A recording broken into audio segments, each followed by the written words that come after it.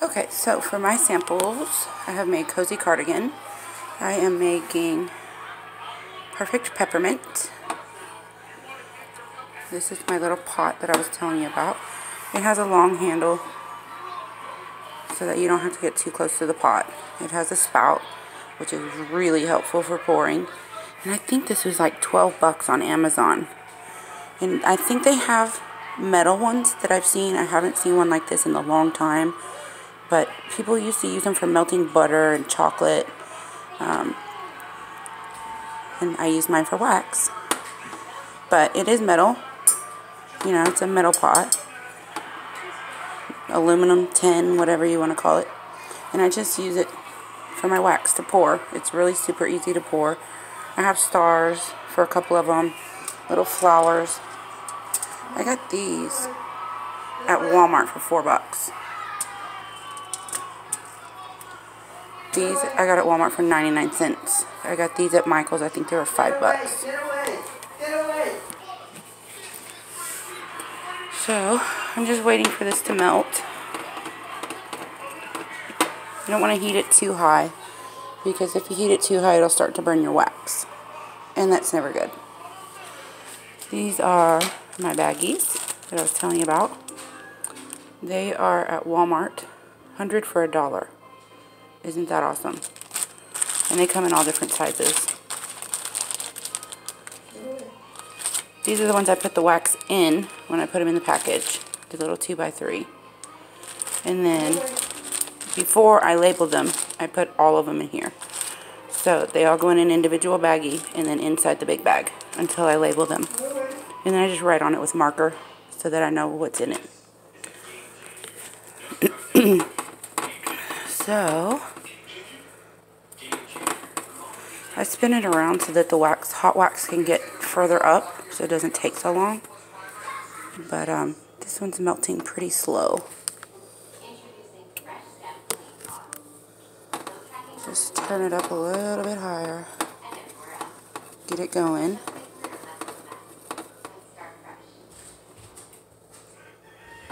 Try and get it melted. And then I just pour it into the wax molds and let it harden. These are still pretty warm. I don't have a freezer, like a top and bottom, you know, freezer on top, fridge on the bottom. I have a bottom drawer freezer, and my freezer is full, so I can't fit a cookie sheet in it. But I just usually line all of the molds up, and then stick them in the freezer for a little bit. Or if you have an empty freezer shelf, you can just lay the mold straight on the freezer. But since I don't have enough space, I'm just going to leave them here on the stove to solidify. These are almost done. They're still a little warm though, so I'm going to let them stay there until they're not hot or warm. And then I'll just pop them out. Get down. And I'll just pop them out and put them in a bag. So, if I could get this to melt, I'd be able to show you how easy it is to pour. What else can I show you? Oh, the felt. These are the felt samples.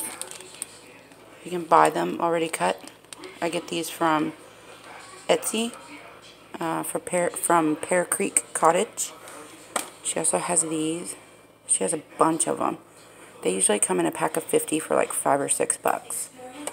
Or you can just go buy your own felt sheets and cut them yourself.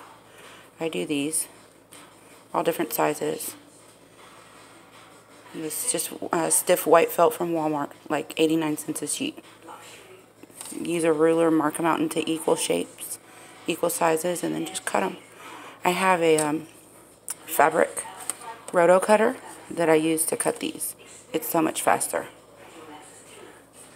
And then when you make felt samples, you would just take them, instead of pouring, you use your pot, take your felt sheets, dump them in, and then you would use your tweezers, my handy dandy suture removal tweezers, stir up the felt, make sure it's all coated, just kind of toss it around, and then you, instead of having foil, you would have wax paper, and you would just take out your individual felt pieces, lay it on the wax paper, and wait for it to harden.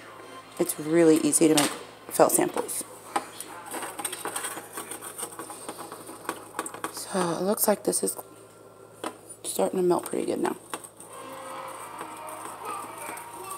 Get these melted.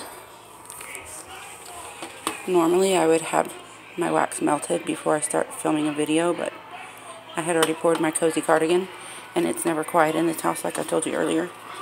So my kids were screaming and fighting, and then my granny wanted something to eat. So I had to start over. So we're almost done. Then I can show you how to pour. It's so simple with this pot. Absolutely love it. I can't remember if I already told you that people will say to use a syringe or their warmer to get the wax into the molds. Don't ever use the syringe. This wax will harden before you can even get it out, and it's a terrible mess. No. Okay. My dog is eating out of the cat box. It's so lovely. Disgusting animals are. So, it's almost done. Let me get oh, here's one. Got my paper towel. I just use a paper towel to clean out my little pot. And because it's metal, the wax scent doesn't stick like it would in your molds. And honestly, people will say that they have these molds that smell like the last scent that they made. And mine do too. I wash them like once every couple of months. Okay, this is done. And I don't have any trouble with scent transfer from previous scents. Just wash them in the dishwasher top rack. Okay, so let me show you. This is how easy it is to pour this stuff. You do have to pour it slowly, but it's super simple.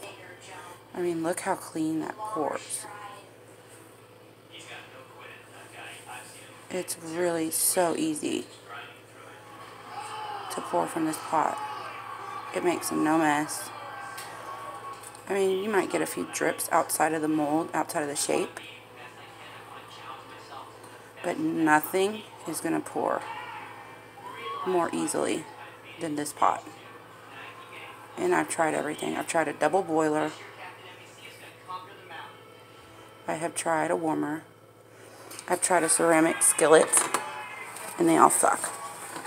So I'm just going to wipe this off, stick it inside, use my tweezers, and you're done. Let it solidify, and then when I get to the packaging process, I'll let you know and do another video.